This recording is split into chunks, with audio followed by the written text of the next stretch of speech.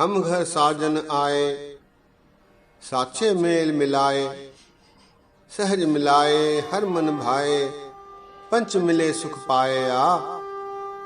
साई वस्त परापत होई, जित सेती मन लाया। अन दिन मेल भया मन मानया, घर मंदर सुहाए, पंच शबद धुन अनहद बाजे, हम घर साजन आए। पंच शबद धुन अनहद बाजे, हम घर साजन आए।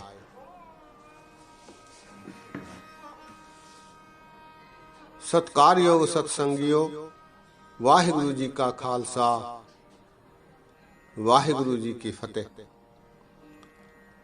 आज हम कबीर दास जी के एक शब्द पर और उनके बारे संक्षिप्त रूप से विचार साझे करेंगे। पिछले दिनों हमने गुरु ग्रंथ साहब जी में जिन भक्तों की वाणी आई है उन पर विचार साझे करते रहे हैं। हमने 14 भक्तों पर विचार किए। आज अंतिम 15वें भगत कबीर दास जी, इनकी वाणी और इन पर विचार करेंगे।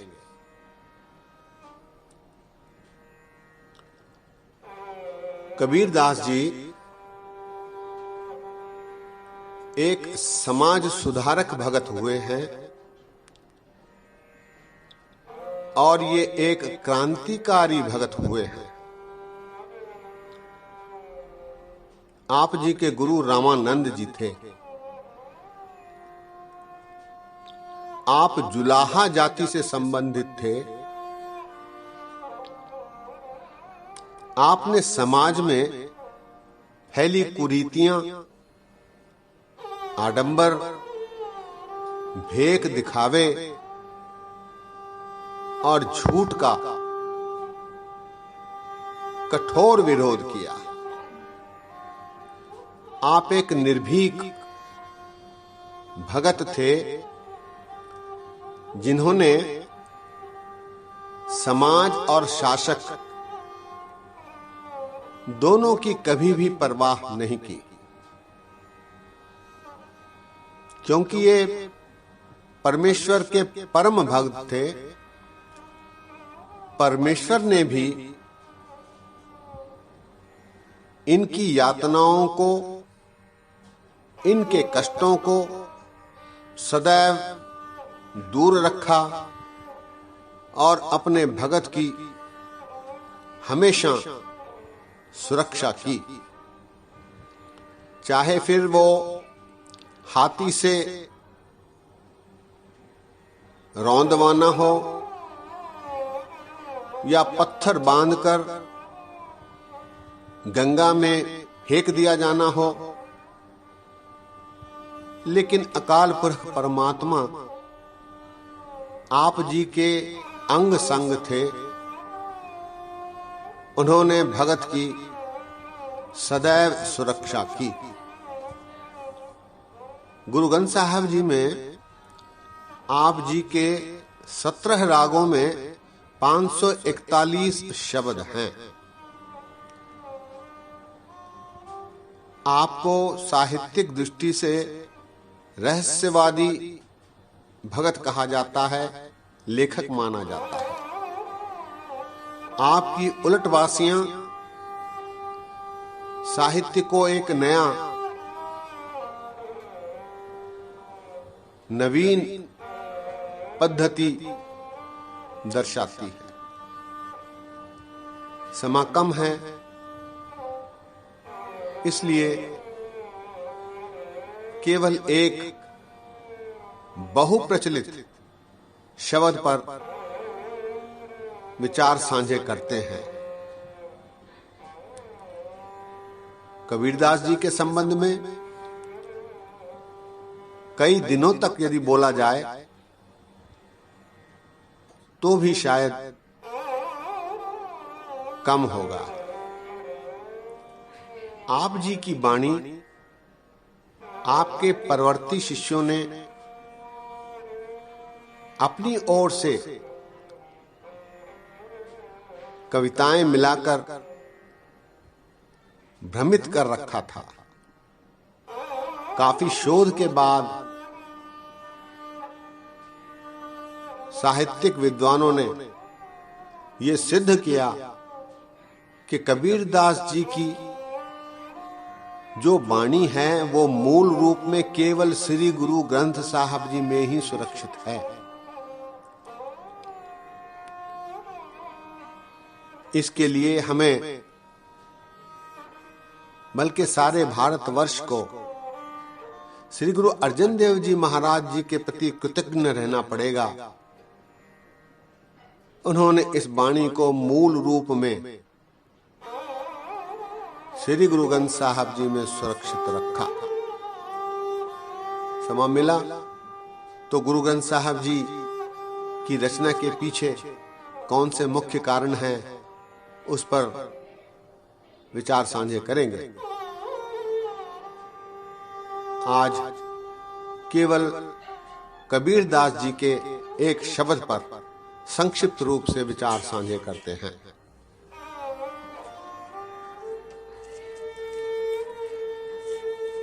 कबीर मारू राम सिमर पछताएगा मन, पापी जियरा लोभ करत है आज काल उठ जाएगा। रहाओ लालच लागे जन्म गवाया, माया भरम भुलाएगा। धन जोबन का गर्व न कीजै, कागज ज्यों गल जाएगा। जो जम आए केस गह पटके, तादिन किछन बसाएगा।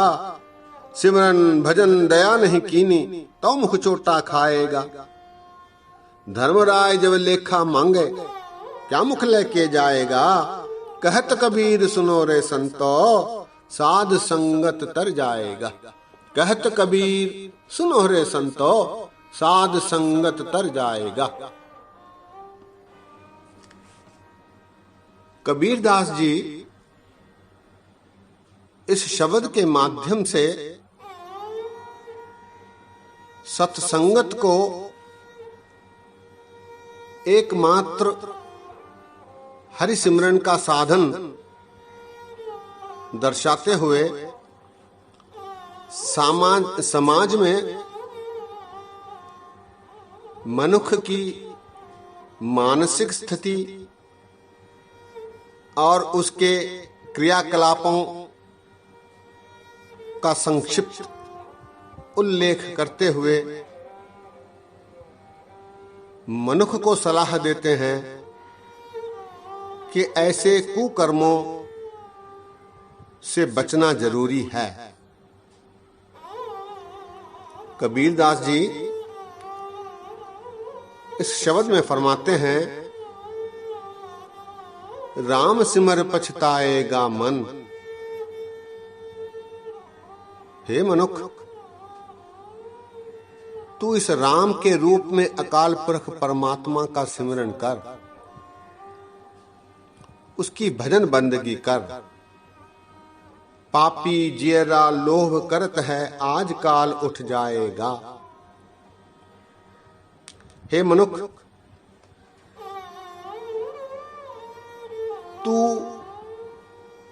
पापी कर्म में डूबा है, सांसारिक लोभ में पड़ा है। लेकिन याद रख, आज नहीं तो कल तुझे इस संसार से प्रयाण करना होगा। रहाओ लालच लागे जन्म गवाया, माया भरम भुलाएगा। लालच में पड़कर तू अपना जन्म व्यर्थ में गंवा रहा है, माया के भ्रम में पड़ा है। लेकिन ये तेरे लिए उपयोगी नहीं। धन जोबन का गर्व न कीजै, कागज ज्यों गल जाएगा। हे मनुष्य, तू धन का, संपत्ति का, यौवन का, श्रेष्ठ शरीर का अभिमान गर्व मत कर, क्योंकि ये कागज की तरह, कागज पर बूंद पड़ती है तो वो गल जाता है, कागज की तरह गल जाएगा। ये तेरे साथ चिरंकाल तक रहने वाला नहीं। जो जमाए केस गह पटकै, तादिन किछ न बसाएगा। मनख तू याद रख, जब यमदूत तुझे लेने आएंगे तो तुझे कोई बचाने वाला नहीं होगा। वो केस पकड़कर तुझे ले जाएंगे, तब तुझे बचाने वाला इस संसार में कोई नहीं रहेगा। सिमरन भजन दया नहीं कीनी, तो मुख चोटा खाएगा। मनुखा, तूने सिमरन नहीं किया, ईश्वर की प्रभु भक्ति नहीं की, दीन दुखियों के प्रति दया नहीं दिखलाई, याद रख तुझे दंड मिलेगा, चोट मिलेगी। धर्मराय जब लेखा मांगे, क्या मुख लेके जाएगा। तेरी मृत्यु के पश्चात धर्मराज के पास जब तेरा लेखा जोखा होगा तो तू वहां क्या उत्तर देगा। तू उत्तरहीन हो जाएगा। अंतिम पंक्ति में कबीरदास जी कहते हैं, कहत कबीर सुनो रे संतो, साध संगत तर जाएगा। कबीरदास जी कहते हैं कि एकमात्र सत्संग करने से ही तेरी नैया भवसागर से पार हो सकती है। इसीलिए तू सत्संग कर, अच्छे लोगों के साथ बैठ, प्रभु भक्ति कर, ईश्वर का, अकाल पुरख परमात्मा का, सच्चे पातशाह का यशोगान कर, तभी तुझे सद्गति प्राप्त हो सकती है और तू इस जीवन से मुक्त हो सकता है। जो जल में जलाए खटाना, त्यों ज्योति संग ज्योत समाना, मिट गए गवन पाए विश्राम, नानक प्रभु कै सद कुर्बान। ऐसी परम गति अच्छे कर्मों से, सत्संग करते हुए, प्रभु भक्ति से, ईश्वर का यशोगान करने से और बुरे कर्मों से बचने से ही मिल सकती है। ऐसा उपदेश कबीरदास जी इस शब्द के माध्यम से दे रहे हैं। सत्कार योग, सत्संग योग, हमें भी कबीरदास जी के वचनों को गंभीरता से लेना होगा। केवल कथा, कीर्तन, विचार सुनकर उस पर अमल न करना, ये ठीक नहीं होगा। क्योंकि प्रभु भक्ति ये एक इंडिविजुअल साधना है। हमारे संग कोई और नहीं आ सकता। इसलिए ये काम हमें अकेले ही करना होगा। आइए हम भी कोशिश करें कि हमारा आवागमन मिटे। 84 लाख जोनियां जितनी जल्दी हो सके पूरी हों, हमें चौथा पद प्राप्त हो, आनंदावस्था में हम पहुंच जाएं, फिर आवागमन समाप्त हो जाएगा। सत्कार योग, सत्संग योग, आज हमने 15 भक्तों की वाणी और उनके बारे विचार पूरे किए हैं।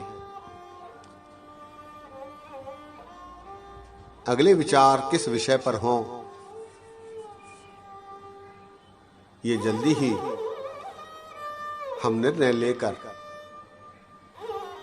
आप जी के समक्ष फिर एक बार हाजिर होंगे। दास ने भक्तों के संबंध में विचार रखते समय बेअंत गलतियां की हैं। तुच्छ बुद्धि के अनुसार जो जानकारी दास के पास थी, दास ने आपके साथ साझी की। इतने वचन प्रमाण करो। फतेह गजाओ। वाहिगुरु जी का खालसा, वाहिगुरु जी की फतेह।